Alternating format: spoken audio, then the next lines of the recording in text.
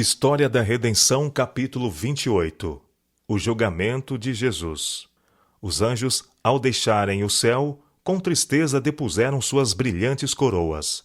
Não podiam usá-las enquanto seu comandante estivesse sofrendo, e devesse usar uma coroa de espinhos. Satanás e seus anjos estavam na sala do julgamento, empenhados na obra de destruir os sentimentos e simpatia humanos. A própria atmosfera estava carregada e poluída por sua influência. Os principais dos sacerdotes e anciãos eram inspirados por eles para insultarem e maltratarem a Jesus de uma maneira dificílima para a natureza humana resistir. Satanás esperava que tal zombaria e violência provocassem alguma queixa ou murmuração do Filho de Deus, ou que ele manifestasse seu poder divino, libertando-se do poder da multidão, vindo deste modo a fracassar o plano da salvação. Negação de Pedro. Pedro acompanhou o Senhor depois de sua traição. Estava ansioso para ver o que seria de Jesus. Mas quando foi acusado de ser um de seus discípulos, o temor pela sua própria segurança levou-o a declarar que não conhecia o homem. Os discípulos eram notados pela pureza de sua linguagem, e Pedro, para convencer seus acusadores de que ele não era um dos discípulos de Cristo, negou a acusação pela terceira vez com maldição e juramento. Jesus, que estava a alguma distância de Pedro, volveu para ele um olhar cheio de tristeza e reprovação. Então o discípulo se lembrou das palavras que Jesus lhe falara no cenáculo e também de sua asseveração cheia de zelo: ainda que venhas a ser um tropeço para todos, nunca o serás para mim.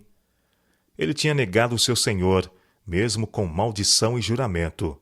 Mas aquele olhar de Jesus como que dissolveu o coração de Pedro e o salvou. Ele chorou amargamente, arrependeu-se de seu grande pecado e converteu-se, e então ficou preparado para fortalecer seus irmãos. Na sala do julgamento. A multidão clamava pelo sangue de Jesus. Cruelmente o açoitaram e puseram sobre ele uma velha veste real de púrpura, cingindo-lhe a sagrada cabeça com uma coroa de espinhos. Puseram-lhe na mão uma cana, prostraram-se diante dele e escarnecedoramente o saudavam: "Salve, Rei dos Judeus!" Tiraram-lhe então da mão a cana e com ela o feriram na cabeça, fazendo com que os espinhos penetrassem sua fronte e o sangue lhe escorresse pelo rosto e barba. Era difícil aos anjos suportarem aquela cena. Desejavam libertar a Jesus, mas os anjos comandantes lhes proibiam isto, dizendo que era grande o resgate que deveria ser pago pelo homem, mas que o mesmo se completaria e ocasionaria a morte daquele que tinha o poder da morte. Jesus sabia que os anjos estavam testemunhando a cena de sua humilhação. O mais fraco dentre os anjos poderia fazer com que aquela multidão escarnecedora caísse impotente e poderia livrar a Jesus. Ele sabia que se desejasse isto de seu Pai, os anjos instantaneamente o livrariam. Era, porém, necessário que ele sofresse a violência dos homens ímpios, a fim de levar a efeito o plano da salvação. Jesus permaneceu manso e humilde perante a multidão enfurecida, quando lhe davam os mais vis maus tratos.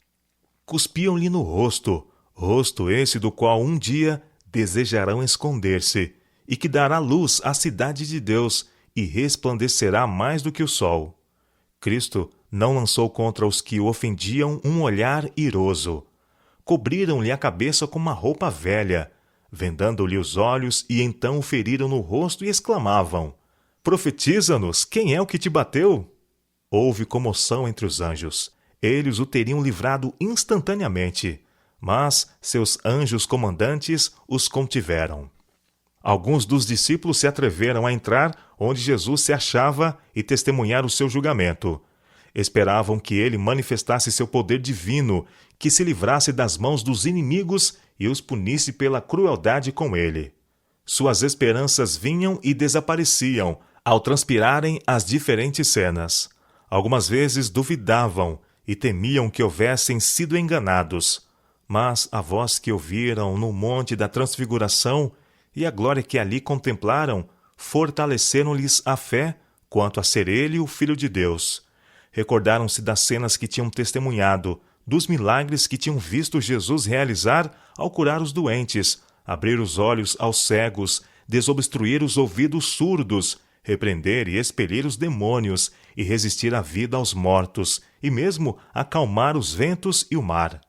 Não podiam crer que ele morreria.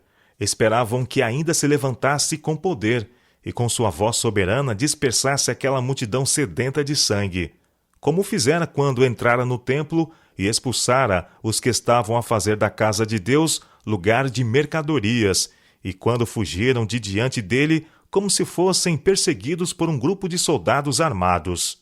Os discípulos esperavam que Jesus manifestasse seu poder e convencesse todos de que ele era o rei de Israel. A confissão de Judas. Judas ficou cheio de amargurado remorso e vergonha pelo seu traiçoeiro ato de entregar a Jesus.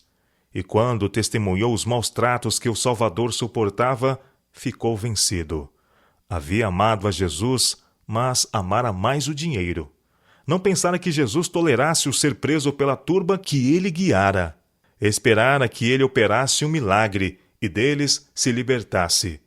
Mas quando viu a multidão enfurecida na audiência, sedenta de sangue, sentiu profundamente a sua falta.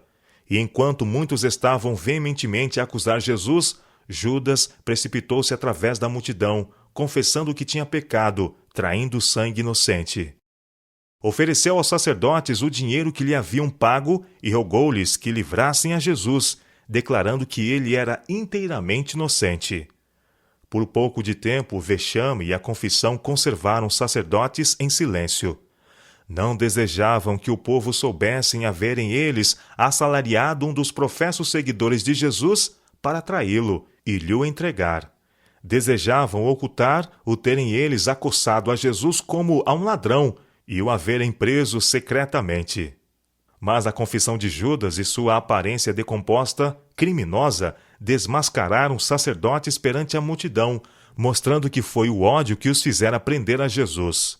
Ao declarar Judas em alta voz que Jesus era inocente, replicaram os sacerdotes: "Que nos importa? Isso é contigo." Eles tinham Jesus em seu poder e estavam decididos a mantê-lo seguro.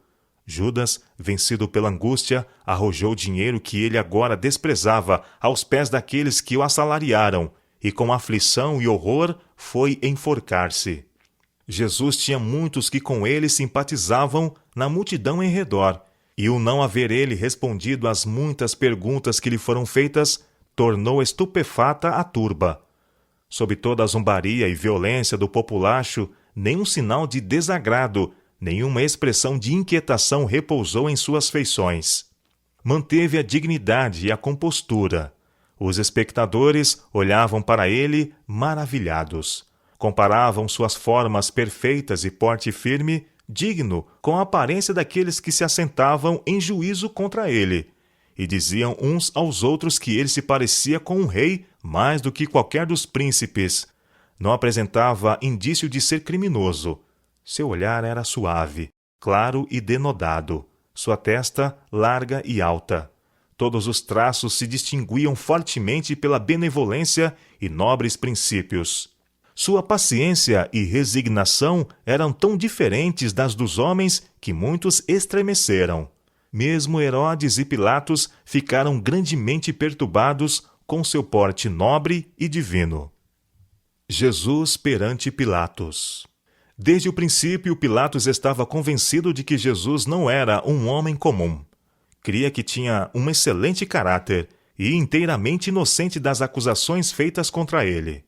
Os anjos que testemunhavam a cena notaram as convicções do governador romano e, para salvá-lo de se empenhar no terrível ato de entregar a Cristo para ser crucificado, um anjo foi enviado à mulher de Pilatos e informou-a, por meio de um sonho, de que o Filho de Deus era aquele em cujo processo seu marido estava empenhado e era um inocente sofredor. Ela imediatamente mandou um recado a Pilatos, declarando que sofrera muitas coisas em um sonho por causa de Jesus, e avisando de que nada tivesse que ver com aquele santo homem. O portador desta mensagem, atravessando à pressa a multidão, colocou a carta nas mãos de Pilatos. Ao lê-la, tremeu e ficou pálido, e logo resolveu nada ter que ver com tirar a vida de Jesus. Se os judeus quisessem o sangue de Jesus, ele não prestaria sua influência para tal. Antes trabalharia para o livrar. Enviado a Herodes. Quando Pilatos ouviu que Herodes estava em Jerusalém, sentiu-se grandemente aliviado, pois esperava livrar-se de toda a responsabilidade no julgamento e condenação de Jesus. Logo o enviou, com seus acusadores, a Herodes. Este governante se havia endurecido no pecado. O assassínio de João Batista lhe deixara na consciência uma mancha de que se não podia livrar. Quando ouviu falar de Jesus e das obras poderosas efetuadas por ele, receou e tremeu, crendo ser ele João Batista, ressuscitado dos mortos. Quando Jesus foi colocado em suas mãos por Pilatos, Herodes considerou este ato como um reconhecimento de seu poder, autoridade e julgamento. Isto teve como resultado tornar amigo os dois governantes, que antes tinham sido inimigos. Herodes gostou de ver Jesus, esperando que ele operasse algum poderoso milagre para satisfação sua. Não era, porém, a obra de Jesus satisfazer curiosidade ou procurar a sua própria segurança. Seu poder divino, miraculoso, deveria exercer-se para a salvação de outrem, mas não em seu próprio favor. Jesus nada respondeu às muitas perguntas a ele feitas por Herodes. Tampouco replicou a seus inimigos que o estavam a acusar veementemente. Herodes se encolerizou porque Jesus não pareceu temer seu poder, e com seus homens de guerra escarneceu, zombou do Filho de Deus e o maltratou. Contudo, ficou cheio de admiração ante o aspecto nobre, divinal de Jesus, quando ignominiosamente desacatado, e temendo condená-lo, o enviou de novo a Pilatos. Satanás e seus anjos estavam a tentar Pilatos e procurando levá-lo à sua própria ruína. Sugeriram-lhe que, se ele não tomasse parte na condenação de Jesus, outros o fariam. A multidão tinha sede de seu sangue, e se ele não entregasse para ser crucificado, perderia poder e honras mundanas e seria acusado como crente em um impostor. Pelo medo de perder seu poder e autoridade, Pilatos consentiu na morte de Jesus, e ainda que pusesse o sangue de Jesus sobre os seus acusadores, e a multidão o recebesse clamando: "Caia sobre nós o seu sangue e sobre nossos filhos!" Pilatos, todavia, não ficou inocente. Foi culpado do sangue de Cristo. Pelo seu próprio interesse egoístico, seu amor às honras dos grandes homens da terra, entregou para ser morto um homem inocente. Se Pilatos houvesse seguido suas próprias convicções, nada teria tido que ver com a condenação de Jesus. O aspecto e palavra de Jesus durante seu julgamento produziram profunda impressão no espírito de muitos que estiveram presentes naquela ocasião. O resultado da influência assim exercida apareceu depois de sua ressurreição. Entre aqueles que então foram acrescentados à igreja, muitos havia cuja convicção datava do tempo do julgamento de Jesus. Grande foi a ira de Satanás quando viu que toda a crueldade que havia levado os judeus a infligirem a Jesus não provocara dele a menor murmuração. Embora ele tivesse tomado sobre si a natureza do homem, foi sustentado por uma força divinal e não se afastou na